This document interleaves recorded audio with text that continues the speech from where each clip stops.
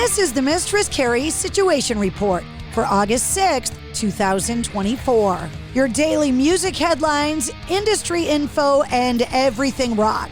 In the new issue of Prog magazine, David Gilmour from Pink Floyd discussed his upcoming solo album, Luck and Strange, his first solo release in 9 years, calling it, quote, the best piece of work I've done since The Dark Side of the Moon. Ice Nine Kills has announced their Silver ScreamCon concert on Saturday, September 14th at the Palladium Outdoors in Worcester, Massachusetts.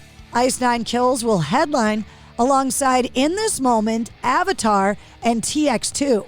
Tickets go on sale this Friday at 10 a.m. through Mass Concerts. Silver ScreamCon is happening at the DCU Center in Worcester starting Friday, September 13th and continuing through the weekend, wrapping up on Sunday, September 15th. Heard a Train, a previously unreleased song from Mark Lanegan, has been released ahead of the Bubblegum reissue. Back in July, a post was shared on the late Screaming Trees frontman's social media accounts that first hinted at a possible posthumous release, saying, quote, we appreciate your kind and loving words over the last 2 years. There's lots of news to share with you soon, said the caption. It was then announced that Lanegan's estate would release the Bubblegum box set, celebrating the album's 20th anniversary, and that it would include 12 previously unreleased songs.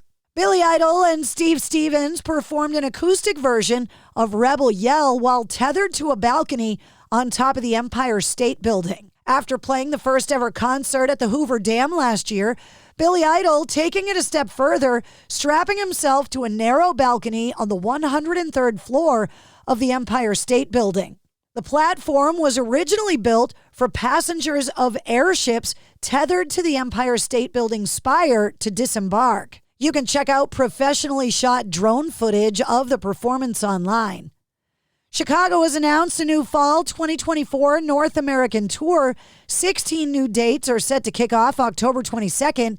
All dates go on sale to the general public this Friday, August 9th. The third annual Rock and Roll Fantasy Camp for Women will only take place December 5th through the 8th in Los Angeles, featuring rock legends like Nancy Wilson from Heart, Lita Ford, Sheila E., and Nita Strauss and Rhonda Smith.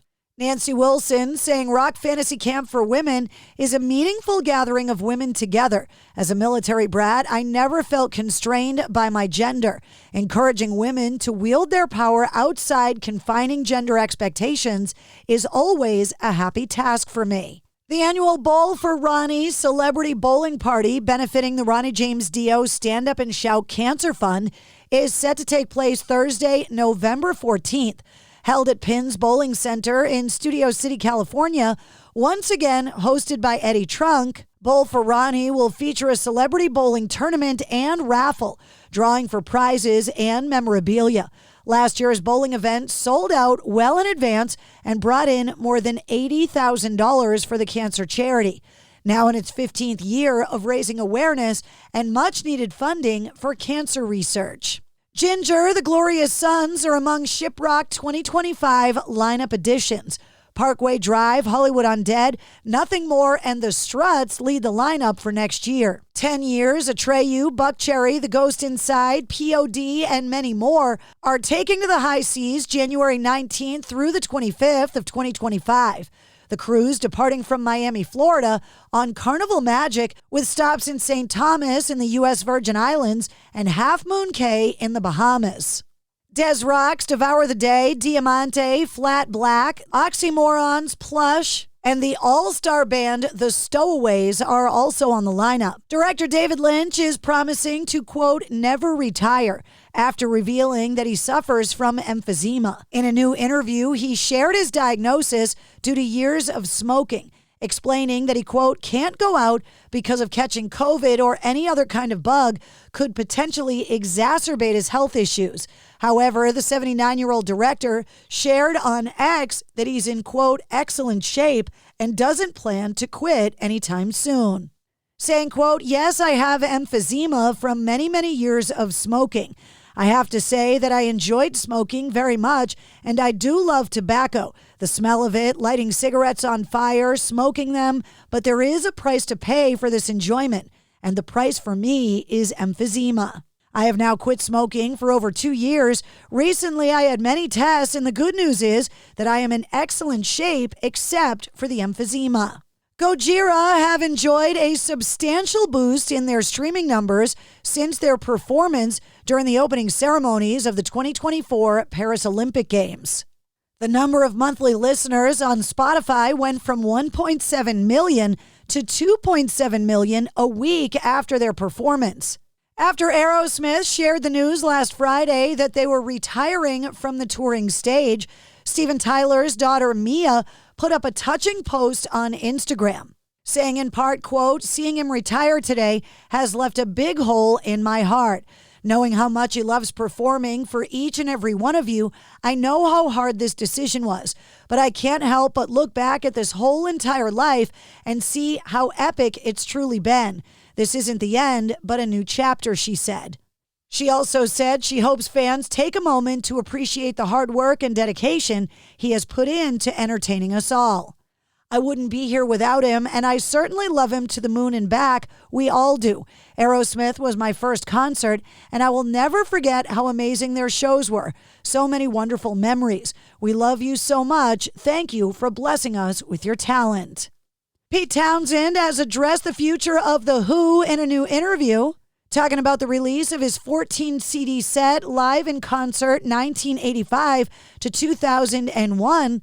Pete Townsend appeared hopeful that there may be more to come from The Who formed 60 years ago, saying, quote, "I don't know what's going to happen with The Who.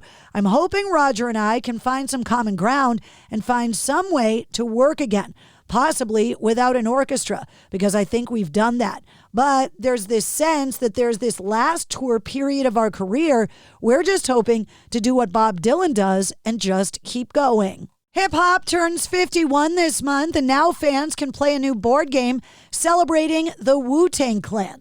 Shaolin, a Wu-Tang-inspired board game, fuses Wu-Tang Clan trivia with a battle mechanic that immerses players deep into 30-plus years of the group's history while educating them on its cultural impact. Shaolin is the first board game to focus exclusively on a hip-hop group or artist. It's published through the company Chilby Games. Their mission is to create board games that pay homage to classic hip-hop icons. By answering Wu-Tang trivia questions, players can earn cream, which are coins that can be exchanged for fighting styles like Tiger Style and Shadow Boxing. The fighting styles can also be won by opponents through duels as players battle their way through the temple to demonstrate their worthiness to create the 36th chamber. And that's your sit rep. For more details on all of the stories, check the links in the show notes of this episode. And don't forget to like, follow, and subscribe to the Mistress Carrie Podcast. New full-length episodes come out every Wednesday. Episode 217 featuring Slash is available now.